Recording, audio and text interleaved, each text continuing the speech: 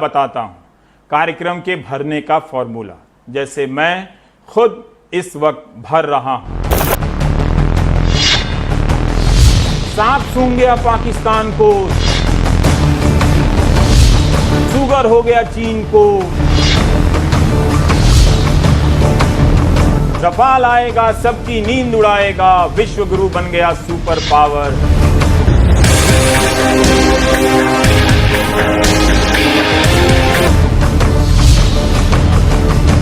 पांच Rafale Pakistan हल्कान।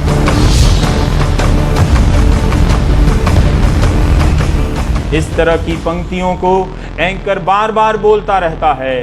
Screen पर रंगीन पट्टियां आती जाती रहती हैं, चमकदार तरीके से आपकी आंखों में चमक पैदा करती हैं। ऐसा लगता है नौचंदी का मेला है।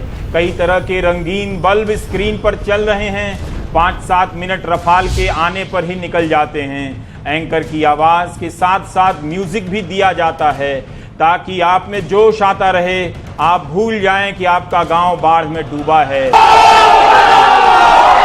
वैसे आपके रिश्तेदार ने अस्पताल में आत्महत्या कर ली है और आपके दोस्तों की नौकरी चली गई है। स्क्रीन चमक रहा है।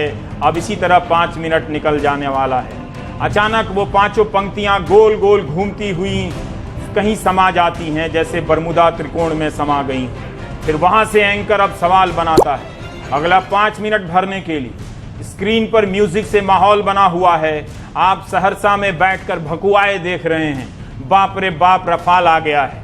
आपके जिले के आधे लोग बाढ़ में डूबे हैं। जैसे ही ख्याल आता है कि गांव फोन कर बाढ़ का पता करें, तभी एंकर कई सारे प्रश्न स्क्रीन पर डाल देता है। इन प्रश्नों के आगे नंबर दिए जाते हैं। आमतौर पर 3 सवाल होते हैं, लेकिन कई बार 7 और 9 सवाल भी होते हैं। तो सवाल आएगा, स्क्रीन पर पहले आएगा नंबर 1। एंकर थोड़ा रुककर पढ़ेगा ताकि म्यूजिक बज जाए और थोड़ा टाइम कट जाए।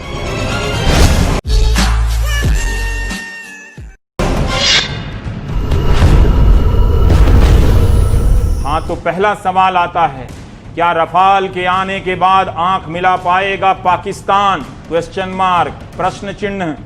अब ये सवाल कुछ सेकंड तक स्क्रीन पर लटका हुआ है। म्यूजिक बज रहा है। एंकर चेहरे का भाव बदलता है। तभी नंबर 2 स्क्रीन पर धमाके की तरह आता है।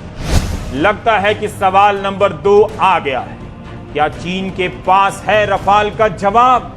आप सहरसा और कोटा में बैठे सोचने लगते हैं कि चीन और पाकिस्तान के पास रफाल का जवाब नहीं हो सकता है। आपकी नौकरी चली गई, फीस देने के पैसे नहीं है, उसका जवाब नहीं तो रफाल का कैसे होगा? कमाल है।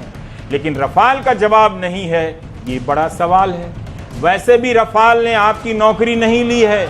आप अपने सवाल को भूल जाते हैं। चीन और पाकिस्तान के सामने फ्रांस से मंगाकर रखे गए सवाल में उलझ जाते हैं। स्क्रीन पर सवाल लटका हुआ है। तीसरा सवाल आने का इंतजार हो रहा है। तब तक 1 मिनट और निकल जाता है। तभी म्यूजिक में तबले का टोन आता है, ढैं ढैं ढैं ढनाढन।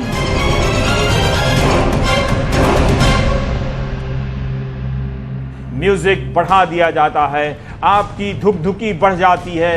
एंकर का तीसरा सवाल आने वाला है। लेकिन तीसरा ऐसे नहीं आता है। स्क्रीन पर पहला सवाल जो आ चुका होता है वो नींद से जागता है। स्क्रीन पर चारों तरफ उछल कूद मचाता हुआ वहीं आकर बैठता है, जैसे बंदर डाल से उछलने के बाद उसी जगह पर आ बैठता है। फिर दूसरा सवाल उछल कूद मचाता हुआ आता है। तभी एंकर महाघोषणा करता है, तीसरा सबसे बड़ा सवाल। आप राहत लेते हैं कि पहले 2 सवाल सबसे बड़े नहीं थे। हर सवाल एक सा नहीं होता है, एक सबसे बड़ा सवाल होता है। अब आता है तीसरा सबसे बड़ा सवाल। स्क्रीन के ऊपर नीचे कई पट्टियां हैं जिस पर लिखा हुआ है। इन सब को मात देता हुआ तीसरा सवाल एंट्री लेता है। आज का सबसे बड़ा सवाल। सवाल के आने में ही 1 मिनट और निकल जाता है। प्रोड्यूसर को न्यूज रूम में बधाई मिल जाती है। क्या पैकेज बनाया है, गुड, वेल डन सर। अभी देखो तो तीसरा वाला आ रहा है। और आता है तीसरा सबसे बड़ा सवाल। क्या मोदी के भारत के आगे घुटने टेकेगा चीन? एंकर का बाल जेल के कारण सही जगह पर चिपका हुआ है, साफ सुथरा लग रहा है। हर दिन कपड़े का कॉम्बिनेशन बदलता है ताकि वह भी रंगीन लगे। आपकी नजर स्क्रीन पर टिक जाती है। एंकर इन 3 सवालों को फिर से पढ़ता है और अपने पैनल का मुखड़ा दिखाता है, पर्दा हटाता है।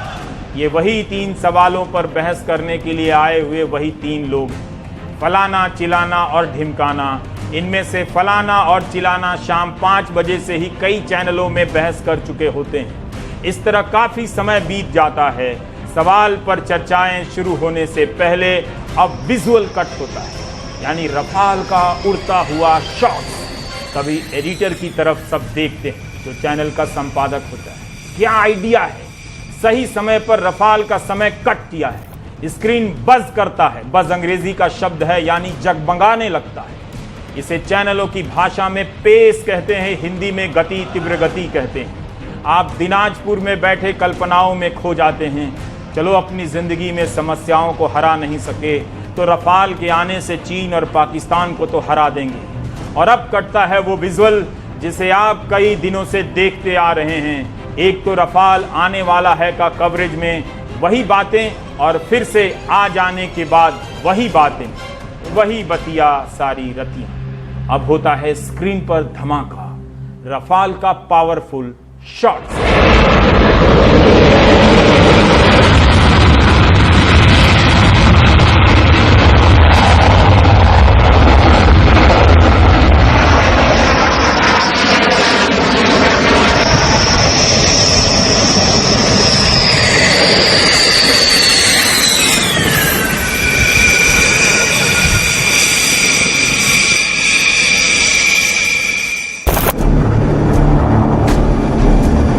बस नट बोल्ट खोलकर ही दिखाने का मौका नहीं मिला, वरना न्यूज चैनलों के एंकर रफाल के सारे कलपुर्जे खोल एक एक नट का ब्यौरा बताते और फिर से सारे पुर्जे को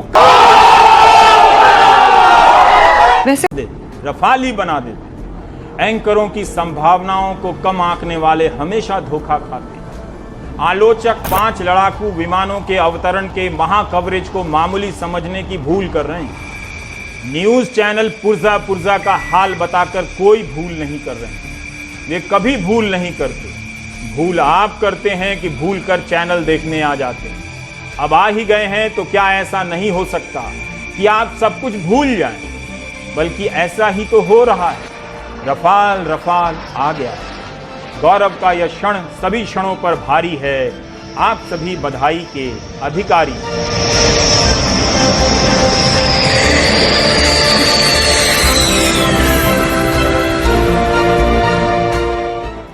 बहरहाल न्यूज चैनलों पर एक से एक खराब कार्यक्रम देखने की दर्शकों की क्षमता पर भरोसा ना होता तो अचानक प्राइम टाइम में मैं दिनों पर भाषण ना दे रहा होता।